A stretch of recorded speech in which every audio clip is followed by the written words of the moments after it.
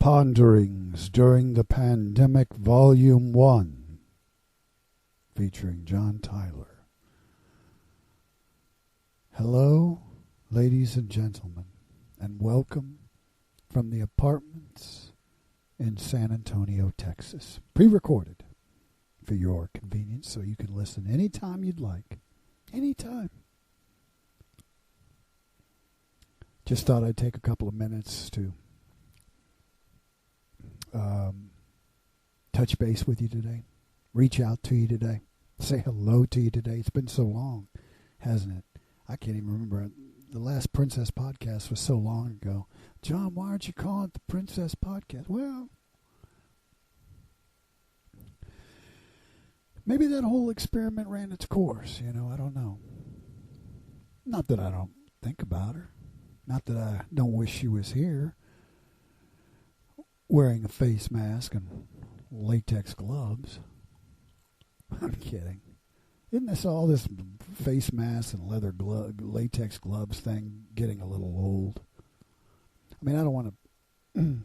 I certainly understand that there are a lot of people who have it a lot worse, right? And there are people that have actually passed away, unfortunately, of this thing,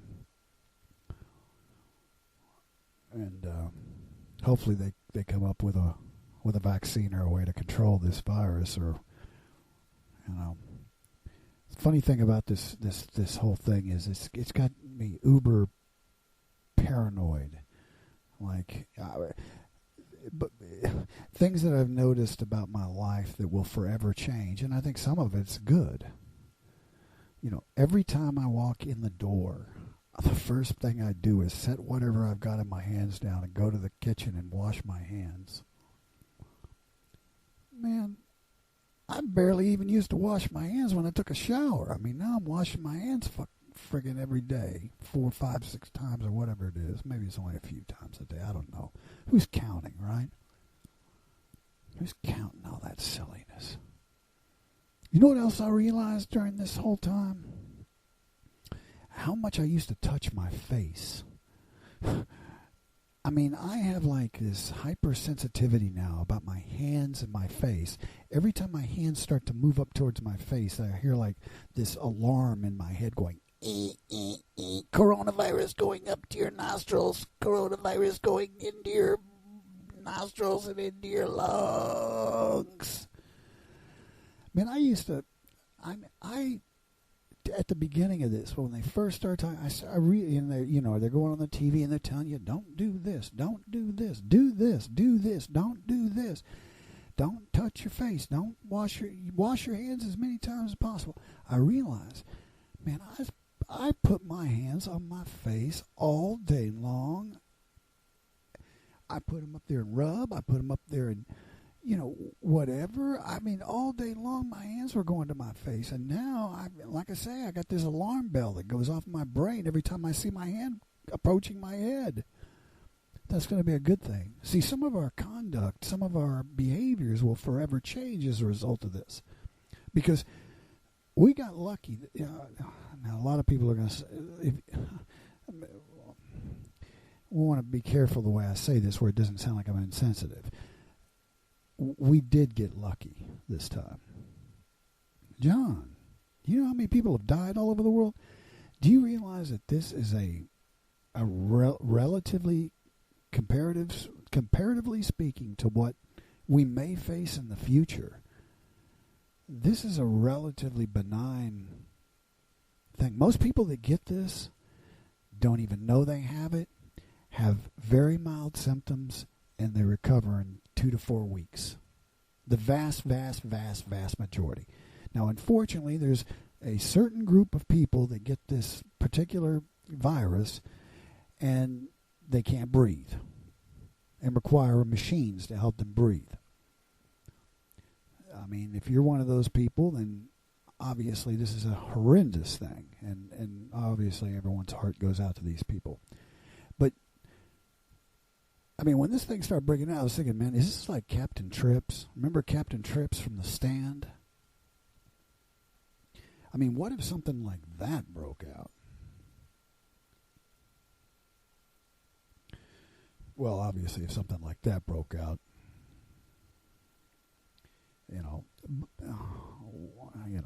want to scare anybody, but that's a really scary disease. But this was a relatively controllable thing. We locked ourselves up in the house for a while. There could be something worse in the future, and God, I hope I'm wrong. I hope not, but there could be. And if learning to wash our hands and putting on a mask every once in a while when we go outside is preparation for. Man, this is getting dark. I don't even want to think about more pandemics in the future. Let's just deal with this one, John. Can't you keep it lighthearted, John? Do we have to deal with Captain Trips?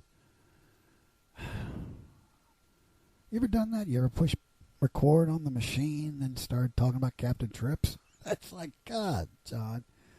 Keep it lighthearted. Keep it positive, right?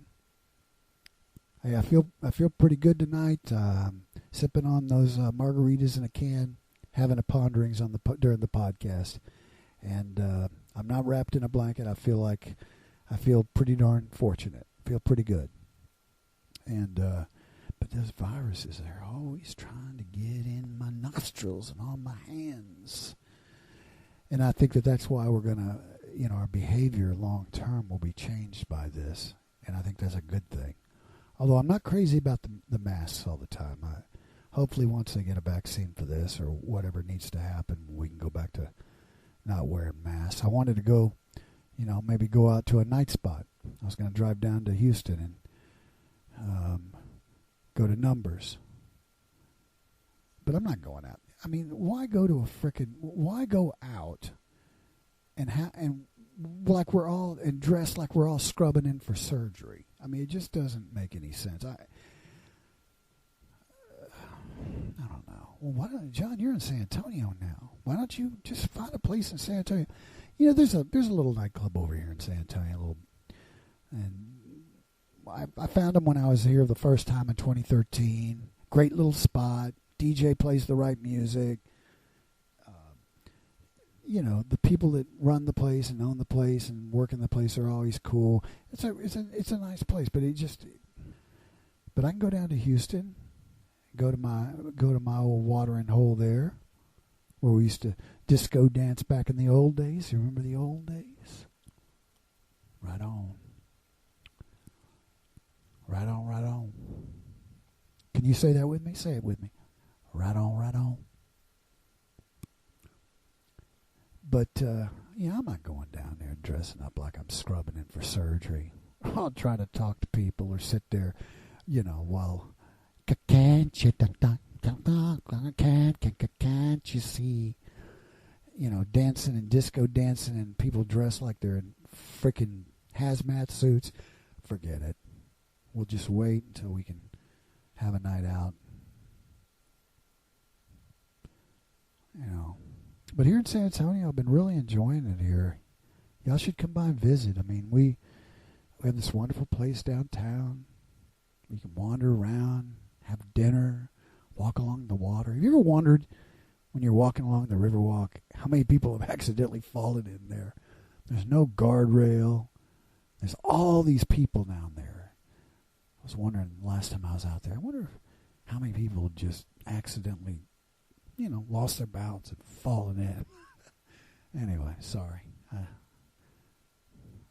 don't know why I brought that up. I was just thinking about that the last time. Certainly a body of water like that with no guardrail. There have been countless people that have fallen off there into the water. But anyway, a place I like to go and hang out. Even thought about jumping in the car, packing a bag, jumping in the car, driving out to the West Coast. But he wants to go out to the West Coast, well, we have to wear a mask everywhere we go. Come on.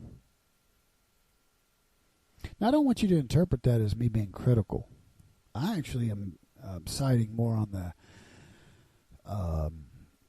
better safe than sorry thing. I actually think the wearing the thing over our faces, and at least until we can control this or control the spread of this, I actually think is a good idea. I'm not complaining about it. It's just that I just don't really want to do anything important or Well, I have to walk around with a freaking torn up San Antonio Commanders football T-shirt wrapped around my head.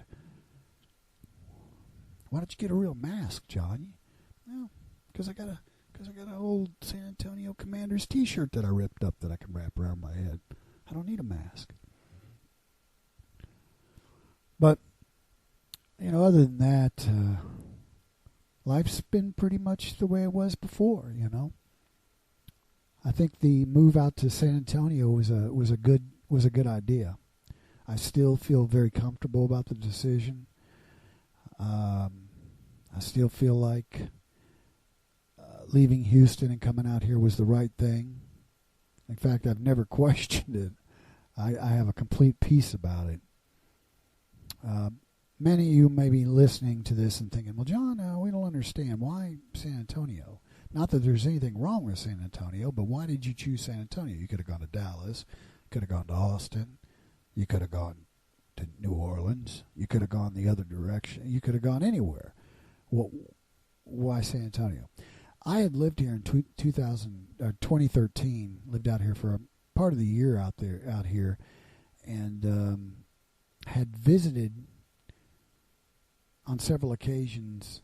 Well, I've been visiting here all my life. I mean, we used to take road trips out here all the time growing up as a Houstonian. But, I started visiting out here and realizing that some of the same resources that were available to me in Houston were available here, so I could keep my home business going, and that I was close enough to Houston where if I needed to travel to Houston every once in a while to source for products, I could do that. So I knew that this was a safe enough place to, as far as, my business was concerned, this was a safe enough place to come and set up shop for a while. And I think it's been a good decision. A lot of gunfire out here. If y'all have followed my blog over the years, you know that gunfire follows me. Well, I'll tell you what, we got a bunch of freaking Wyatt Earps out here. I mean, bang, bang, bang, bang, bang, bang, bang.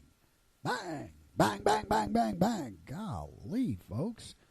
And who knows what's causing it. It may be, people catch a buzz. They just... We had a gunfight out here the other day in the broad daylight. I mean, bang, bang. I don't know if there were actual bullets involved. I just know that gunfire was involved. And I ran over to the blinds, and there was a Suburban parked in the parking lot with the door open and people scattering, running all different directions, and gunfire, people screaming and hollering. I was like, man, what the hell is going on around here? But other than that, I mean, things are wonderful. I mean, absolutely wonderful. And I've really enjoyed San Antonio.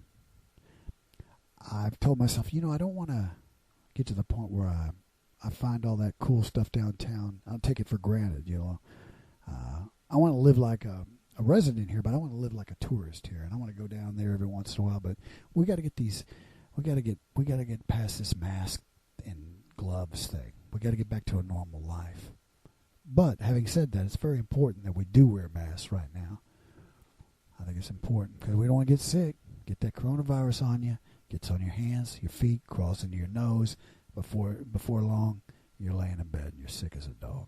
We don't want that. So, you guys just keep doing what you're doing.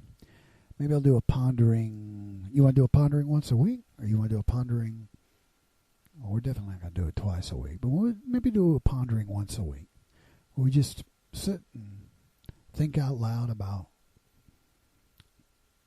what it's like to be alive and healthy during the pandemic. The pandemic of the year 2020. The weirdest year I can remember. Do you remember a weirder one? Leave that in the comments if you remember a weirder one. I don't remember a weirder set of circumstances than this one. Lock yourselves up in the house and, wackiness, right? But a lot of good will come out of it in the long run. A lot of good will come out of it. Atsananuf iti semplu. Logos iris eres tu. That's your backward message. So you guys have a good night, good morning, wherever you're listening. And we'll chat with you again later. Come on!